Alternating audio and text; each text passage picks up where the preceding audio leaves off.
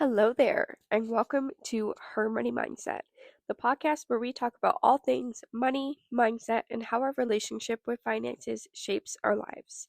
I'm Courtney Schweinler, and I am so excited to have you here.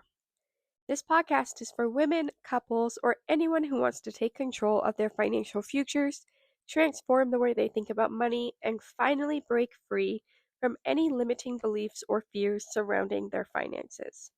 Whether you're just starting out on your money journey, you're looking to build wealth, or you want to get clear on your financial goals, this show is for you. Here on Her Money Mindset, we're diving deep into topics like budgeting, saving, investing, and everything in between. But we're not just talking numbers and strategies, we're digging into the real reasons why so many of us struggle with money in the first place. Our mindset around money plays a huge role in how we handle it, and it's about time we got real with it.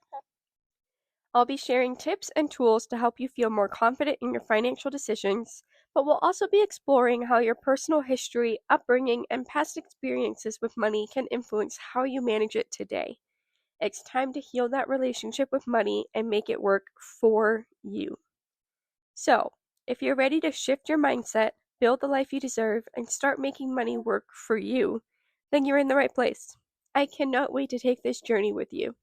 If you need some tools to get you started, you can find my budgeting templates, including a mortgage payoff calculator, a referral code for my favorite high yield savings account and investing app, SoFi and Acorns, respectively, and my budgeting challenges, where you'll get actionable tips, tricks, advice, and challenges to transform your money mindset and set up a budget that works. So, let's dive into today's episode: why you impulse buy and how to stop. Okay, you guys, quick disclaimer.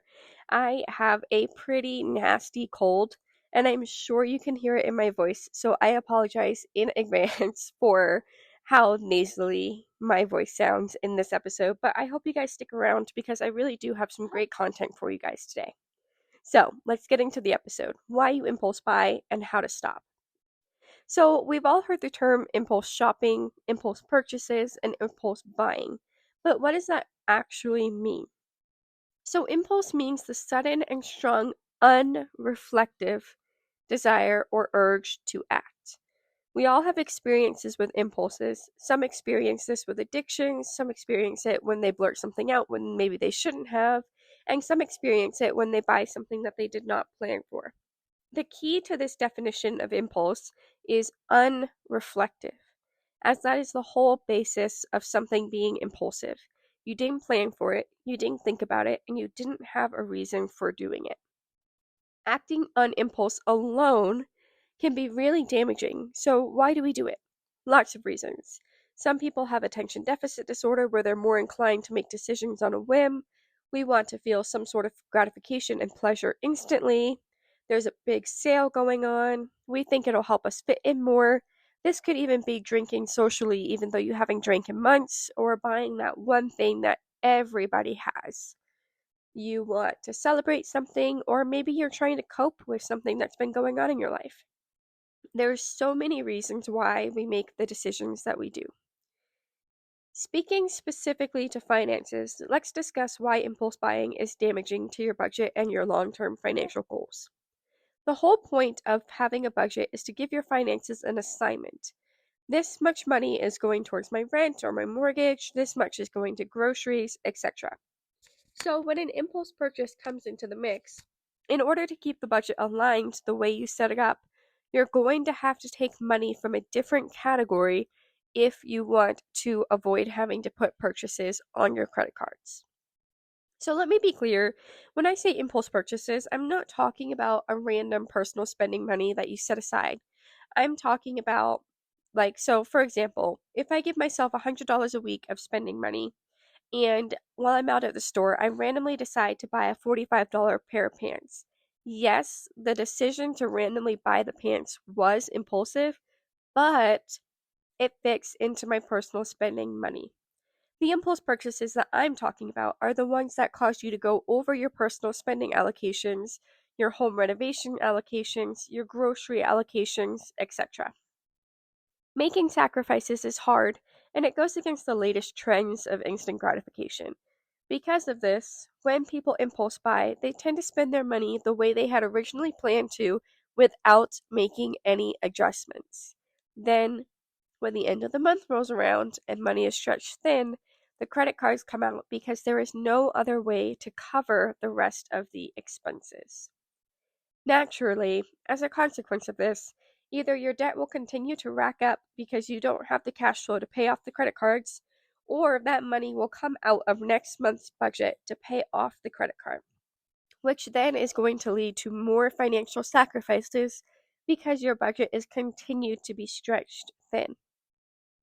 You might be asking, okay, I already knew all of this, but how do I stop? Okay, let's get into it. Like all of my other episodes, it would not be a Her Money Mindset episode if I did not talk about money mindset. One of the key ways to get yourself to stop impulse shopping is to get into the right money mindset. I'm going to give you some examples of things that you should be repeating to yourself constantly. Your money has a plan. And instead of saying your, you would say my. So I'll just switch it to my. My money has a plan. My money has intention. My money has value. My long-term goals are more important than this thing that I want right now. My time that I worked to earn my money is more valuable than this object. When you repeat these statements over and over to yourself constantly, you'll start to believe them because your brain takes what you say constantly as the truth. So creating a positive money mindset then in turn makes your discipline so much easier. Because if you actually believe that your money and your time is valuable, of course you'll be more inclined to stick to the budget that you set in place for yourself. The hardest part is when you're first starting out on your journey and you're still stuck in the negative mindset of, my money goes away as fast as it comes in, I can't manage my money, I can't even afford to get by, life is just out to get me. When you think these things constantly, being able to be disciplined is so hard because you don't believe in yourself, you don't believe in your money, and you don't believe in your values yet. When you don't believe in something, are you likely to be supportive of it? Probably not. So, in order to stop impulse buying, I really encourage you to work on transforming your money mindset and improving your discipline. This is so important because with that money mindset and with that discipline, things get easier. When you put in the work, it will get easier. It is hard. I understand that it's hard. I'm on this journey too, but it gets easier the more and more you make a habit out of it. So, if you need more detailed help on how to put in the intentional work to fix your mindset around money, be sure to go to the episode description for the link to my financial freedom tools. You can also find this link in the bio of any of my socials, which is YouTube, Instagram, TikTok, and Facebook. You'll find my 10-day money mindset challenge there, and within this challenge, you get 10 days worth of actionable challenges, advice, and tips on how to put in the work to shift your money mindset from negative to positive. A little mind trick I like to tell people when they're struggling with impulse shopping is if you have the cash flow to make a purchase, take the cost of what you were going to buy and make a debt payment. So you still get the satisfaction of spending money, but you're actually benefiting yourself in the long term instead of receiving short-term gratification. Another really good tip is to look at the cost of the item, and if you can't afford to spend the exact same amount of the item towards your debts and savings, then you can't get the item. So meaning, if you buy the item, you go and spend the same exact amount of money into your debts or your savings. If you can't do that, then we're not going to get that item right now. Maybe we can budget for it in next month's budget. And please remember, we all make mistakes. I make mistakes, you make mistakes, everybody makes mistakes. No one is immune to mistakes. So, inevitably, when you make a mistake on your finance journey, like making an impulse purchase, I repeat, do not shame or guilt yourself. If after reflection and acknowledgement you recognize that what you purchased does not align with your goals right now, then return it. It's okay. If it's non-returnable, like food, then take a look at your budget and see where you are going to be able to cut money from in order to stay on track for the month. Then just commit to doing better for the rest of the month. So if you spent, let's say, $50 on eating out, then maybe you take a look at your personal spending money, or you take a look at your grocery money. Can you commit to, buying the generic brand versus the name brand of something to help you cut back? Take a look at things like that and make those sacrifices, because you're going to be better off in the long run for it. Just because you made a mistake does not mean that you'll just try again next month because everything's screwed up now. Or you started the day off with an impulse purchase, so who cares about what you spend for the rest of the day because you already messed up, right? No, no, no. This mindset is exactly how you will keep digging yourself into a financial hole. Remember your values and your why when things start getting hard.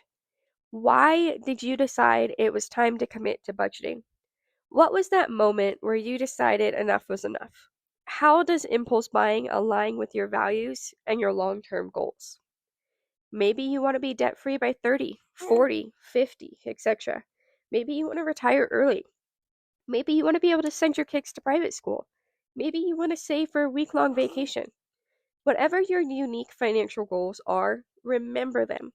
Write them out on a sticky note. Put them on your mirror, on your car dashboard, on your credit card, on your debit card, so you see it every single time you go to use your card, every time you go to drive somewhere, every time you get ready in the morning.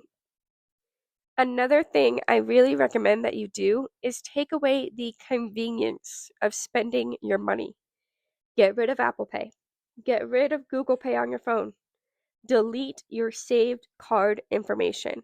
You know how you go on Amazon and it's just right there. You click on the product you want and you click buy now, and your card is already in there. Take it out. Make it harder for you to buy stuff. If you go to buy something, you need to physically get your card out of your wallet and then enter in your card information yourself, or insert your card into the machine yourself. This gives you another roadblock to your impulse and allows for a moment to think about the decision. Because remember, impulse is unreflective. The more you provide opportunities for your brain to reflect, the less likely you are to spend impulsively. Learning how to stop impulse buying and actually stopping are two different things. Throughout this podcast episode, we've talked about why we impulse buy, how to work on stopping, and tips to help you stop. But it's up to you to actually put what you've learned into effect. This is why I will stress over and over to you guys that you guys need to transform your money mindset, learn how to set up a proper budget, and increase your income and decrease your expenses.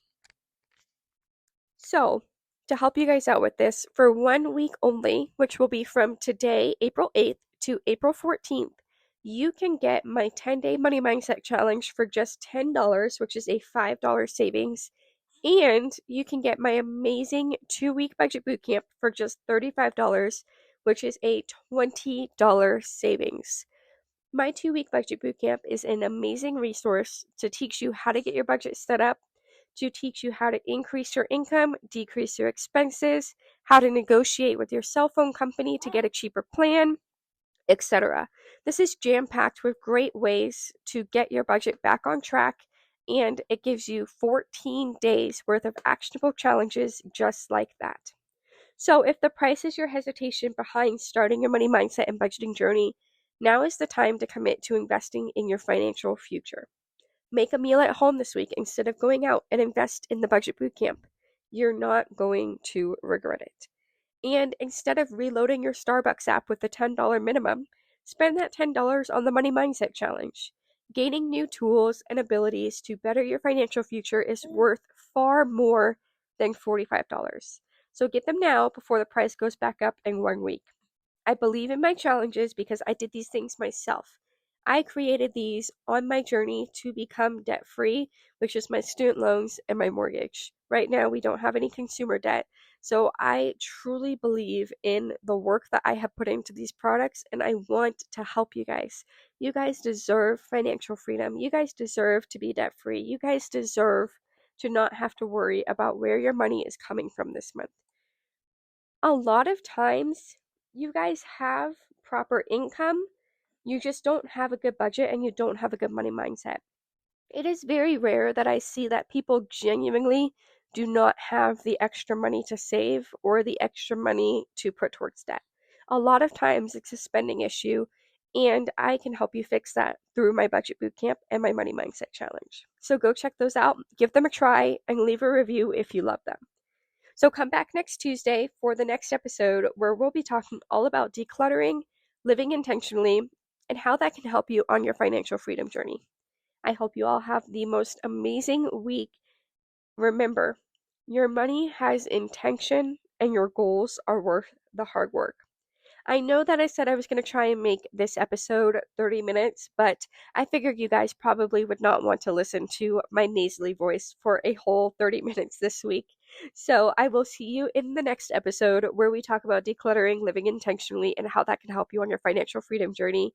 And I will try and have that one be my first 30-minute episode because I will very hopefully be feeling much better. Bye, you guys. Have an awesome day.